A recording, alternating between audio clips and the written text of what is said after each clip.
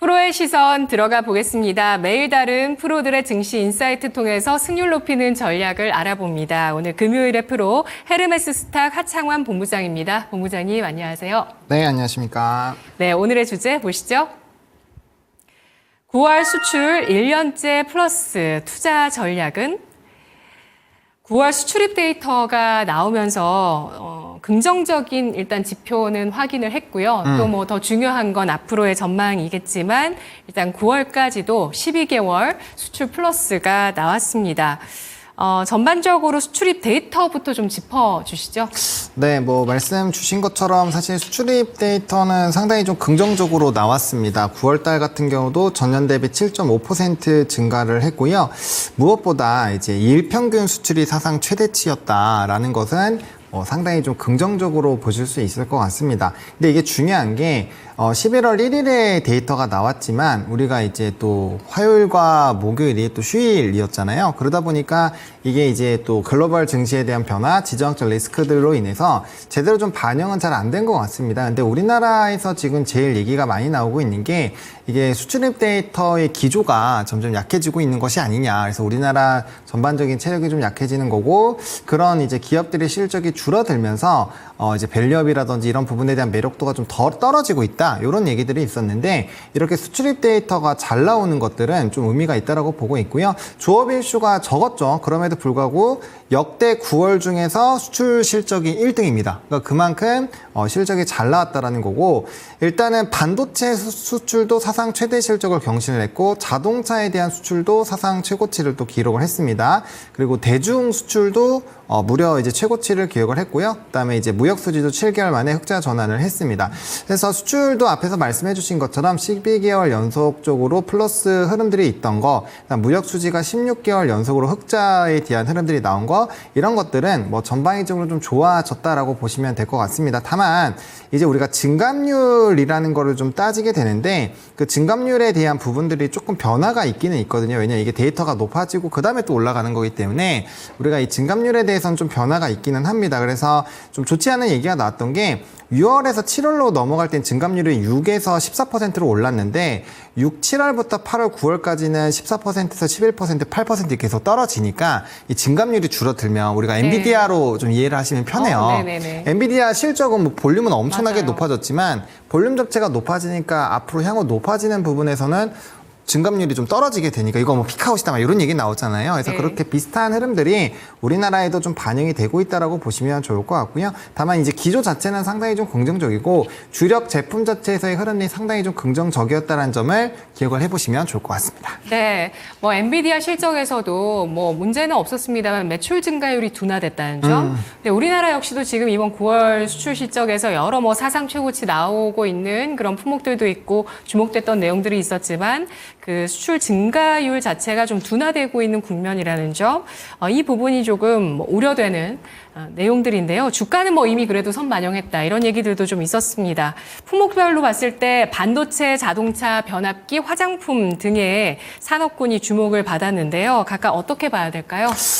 일단은 이 데이터가 좀 변화가 나왔다라는 점에서 상당히 좀 긍정적으로 보시면 될 것 같고 이제 반도체 같은 경우 사실 이 넘버 자체는 잘 나왔거든요. 근데 반도체도 이 증감률이라는 게 좀 걸리고 있는 상황입니다. 이게 왜냐하면 작년 11월부터 계속 좋아지고 있는 상황이기 때문에 증감률이 사실 50%대를 계속 유지하는 게 말이 안 된다라고 저는 개인적으로 생각을 하거든요. 그래서 증감률 당연히 데이터가 좋아지면 좋아질수록 좀 떨어지는 게 맞다라고 보는데 이게 이제 6월에서 7월까지 넘어질 때는 증감률이 이제 50% IT 쪽에서 나왔는데 이게 8월로 넘어가면서 39%, 9월에 37% 이렇게 떨어지고 있거든요. 그러니까 이 증감률이 떨어지는 게 아까 앞서서 설명드린 이런 엔비디아랑 좀 유사하게 좀 반영을 하고 있는 부분이 있고요.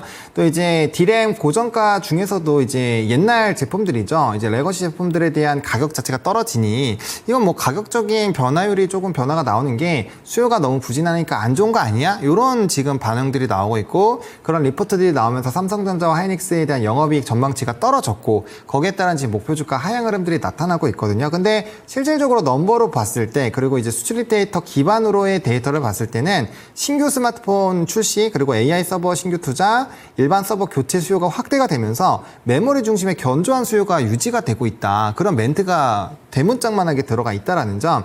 그리고 디램 고정가 같은 경우 전년 대비해서는 31%, 낸드 같은 경우도 14% 증가하고 있어요. 그러니까 가격대가 일부 품목은 당연히 떨어지는 것도 있지만 이게 서버용 쪽은 오히려 올라가고 있고요. 이게 품목별로 나눠 보셔야 된다라는 점. 그리고 자동차도 마찬가지죠. 3개월 연속적으로 수출입 데이터가 줄어들다 보니까 자동차도 주가의 흐름들이 최근 3개월 동안 좋지 않았습니다. 근데 요번에 데이터가 좋게 나왔고 또 역대 최저치가 또 나왔다라는 점에서 데이터가 상당히 빠르게 좀 변화가 나오고 있는데 또 이게 나오자마자 미국 쪽에서의 자동차 판매량 발표가 나왔는데 또 미국 쪽에서는 볼륨 자체가 전반적으로 줄었잖아요. 우리나라뿐만 아니라 다른 기타 자동차들에서도 좀 줄어들다 보니까 이거 뭐 좋은 데이터 제대로 반영이 안 되는 좀 그런 좀 억울한 상황이 없지 않아 있는 상황입니다. 근데 우리가 향후 전망치를 보는 것도 당연히 중요하지만 이 시기가 안 좋아지는 시기가 지금 당장인지 아니면 1년 뒤인지 2년 뒤인지도 상당히 좀 중요하거든요. 네. 근데 지금까지의 데이터는 사실 주력 산업군에서는 굉장히 좀 탄탄하다. 그래서 우리가 이제 우려하는 것처럼 그렇게 빨리 침체라든지 디램이라든지 이런 반도체에 대한 수요 자체가 그렇게 안 좋은지는 좀 생각을 해봐야 될 것 같고, 간밤에 이제 엔비디아가 3% 오른 것도 물론 지정학적 리스크에서 WTI가 5% 이상 안 올랐으면 아마 엔비디아 많이 치솟아 올랐을 텐데 젠슨왕이 왜 인세인이라는 단어를 썼는지도 우리가 생각을 해야 되거든요. 그런 것들, 그리고 우리가 마이크론 테크놀로지도 실적 되게 안 좋을 거라고 생각했지만 실적 좋았고 가이던스도 좋잖아요. 그래서 그런 것들을 좀 생각을 해보시면은 데이터와 지금 전망치에서의 괴리는 상당히 좀 있는 상황이다 라는 부분을 좀 인지를 해보시면 좋을 것 같고, 이런 괴리도에 따른 투자가 생각보다 그 수익성을 좀 극대화시킬 수도 있기 때문에 이런 넘버와 이런 전망에 대한 괴리도를 좀 한번 잘 생각해 보시면 좋을 것 같습니다. 네, 젠슨왕이 블랙웰의 수요가 엄청나다라는 점을 또 간밤에 강조하기도 했었는데요. 하지만 시장에 놓여 있는 어떤 우려라든지 그리고 지표의 추이라든지 이런 것에서 이제 해석이 좀 중요한 상황들인데, 이 가운데서 수출 데이터 중에 초고압 변압기의 데이터는 상당히 또 긍정적으로 나왔습니다. 여기에는 또 흠집 잡을 게 있을까 혹은 없을까, 이제 좀 가격 매력을 봐야 될까 이런 생각 들고요. 또 원전 등 에너지 관련 부분에서 좀 긍정적인 영향을 받은 게 있는지도 짚어주시죠. 네, 일단은 뭐 결론적으로 말씀드리면 당연히 이제 원전 관련된 부분에서의 영향도는 있다라고 먼저 좀 정리를 드리고 싶고요. 제가 이제 요 수출입 데이터 중에서도 변압기를 좀 들고 온 이유가 뭐냐면, 우리가 이제 변압기 같은 경우도 어떤 얘기들이 좀 있었냐면은 지금 수주 잔고가 이미 3년째가 거의 꽉 차 있거든요. 그러다 보니까 단기적으로 Q가 늘어나기 어렵다. 그래서 변압기 쪽도 피크아웃 우려가 6월 달부터 있었습니다. 그러다 보니까 주가가 계속적으로 우상향을 하다가 그때부터 주가가 조금 멈칫멈칫하고 주가가 좀 많이 조정이 나오고 있는 상황인데, 수출입 데이터를 보시면 7월, 8월, 9월로 가면서 정말 엄청나게 올라갑니다. 어느 정도 수준이냐면 7월 달 데이터 대비했을 때 9월 달 데이터가 3배 높아졌고요. 8월 대비했을 때도 2배 정도가 올랐어요. 그러니까 데이터적으로는 굉장히 많이 높아진 상황이고, 네. 9월달 데이터가 올해 전체로 봤을 때는 2등입니다. 1등이랑 거의 유사한 수준이에요. 그래서 네. 오히려 이렇게 Q가 안 나온다고 했음에도 불구하고 굉장히 좀 데이터가 잘 나왔거든요. 그 얘기는 즉슨 선별 수주를 한다라고 기업들이 얘기를 했는데, 그 선별 수주에 대한 기조가 상당히 긍정적으로 잘 되고 있다라는 거죠. 그리고 우리가 생각하는 것보다 Q에 대한 흐름들도 강하다라는 걸 확인할 수 있는데, 이 변압기를 제가 들고 온 이유가 이 시장에서는 변압기도 수출입 데이터가 되게 안 좋아질 거다라는 평가가 꽤 있었거든요. 그럼에도 불구하고 실질적으로 넘버가 나오는 걸 보면은 좀 달랐죠. 그러다 보니까 HD현대일렉트릭이 좀 눌리다가 실적 발표하니까 실적이 너무 좋으니까 그때 한번 또 급등 엄청나게 나왔죠. 네. 또 떨어지다가 수출입 데이터 좋아지니까 또 최근에 좀 많이 올랐거든요. 그래서 그런 것들을 보셨을 때 이 괴리도라는 게 계속 생기고 있는 게 정말 다양한 산업군에서 나온다라는 점, 그리고 저는 이전 에너지에 대한 수요가 많이 늘어나는 주 요인이 최근에 이제 원전 쪽에 대한 얘기를 좀 드리면, 미국장에서도 오늘 컨스텔레이션이라는 원전 1위 기업이죠, 미국. 그 기업이 또 주가가 굉장히 좋은 흐름들이 나타나고 있습니다. 최근에 MS가 원전에 대한 재가동에 대한 얘기를 했고요. 또 구글 쪽에서도 이번에 또 원전에 대한 원전에 대한 이런 데이터에 대한 전력 소모가 크니까 그거를 원전으로 좀 해볼까? 이런 얘기가 나오면서 원전주도 또 전일에 좀 장 초반에 급등 나오고 뭐 연속성이 나온 기업도 있고 좀 차익이 나온 기업들도 있는데, 어쨌든 최근에 기조가 굉장히 좋아요. 그만큼 에너지에 대한 문제는 계속적으로 지속이 될 수밖에 없는 상황이고, 또 우리가 날씨도 갑자기 일주 전과 비교했을 때 날씨가 지금 엄청나게 차이가 많이 나잖아요. 이게 기후변화에 따라서 제트기류에 따른 차이가 나타나는 건데, 그만큼 이런 찬바람이 이렇게 더 세고 강추위가 더 세지만 어떤 게 많이 필요하냐면 천연가스라든지 이런 에너지에 대한 변동이 생깁니다. 이것도 결국에는 재생에너지라든지 원전이라든지 이런 에너지원으로 연결이 되기 때문에 그런 전방위적인 부분들이 아마 변압기 쪽에는 상당 부분 좀 긍정적으로 영향을 주지 않을까? 그러니까 노후변압기라는 이 기본적으로 엄청나게 빅사이클을 끌어낸 그 요인들을 제외하더라도 지금 나머지 요인들이 상당히 그런 Q단을 증가시킬 수 있는 부분으로 이어지고 있다라고 해석을 해보시면 좋을 것 같습니다. 네, 말씀하시는 중에 HD 현대일렉트릭, 재룡산업, LS 일렉트릭 쭉 봤는데 네. 고점 대비해서 반토막이 났다가 좀 반등 주거나 반토막 나 있는 상태 그렇죠. 지금 나타내고 있는데요. 이렇게 3분기에 좋아진 수출 실적을 본다면 또 3분기 실적도 좀 예상을 해볼 수 있는 상황이고요. 예, 그런 부분들이 주가에 또 녹아날지 여부도 주목해 보자라는 의견이신데요. 원전발 그 모멘텀도 전력 기기에서 중요하다는 점 강조해 주셨습니다. 긍정적인 지표들에도 불구하고 증시가 못 올라가고 있는데 대안으로 우리 장 안에서 어떤 부분을 봐야 될까요? 최근에 부양책으로 주목받고 있는 중국 관련을 봐야 될지, 지정학적 리스크 관련주를 봐야 될지, 어떤 쪽일까요? 저는 사실 이제 넘버가 나오는 기업을 좀 봐야 된다고 개인적으로 생각을 하고 있거든요. 예. 중국 쪽 같은 경우는 사실 처음에 이제 지준율 인하가 나왔을 때 배팅을 걸었어야 된다고 생각을 하고 있고요. 최근에 이제 미국장에서는 알리바바라든지 K웹이라는 이제 기술주, 중국 기술주들 다 모아놓은 ETF라든지 그런 종목군들이 거의 다 60% 정도 올랐습니다. 그리고 전일에 미국장에서 좀 조정이 나왔고요.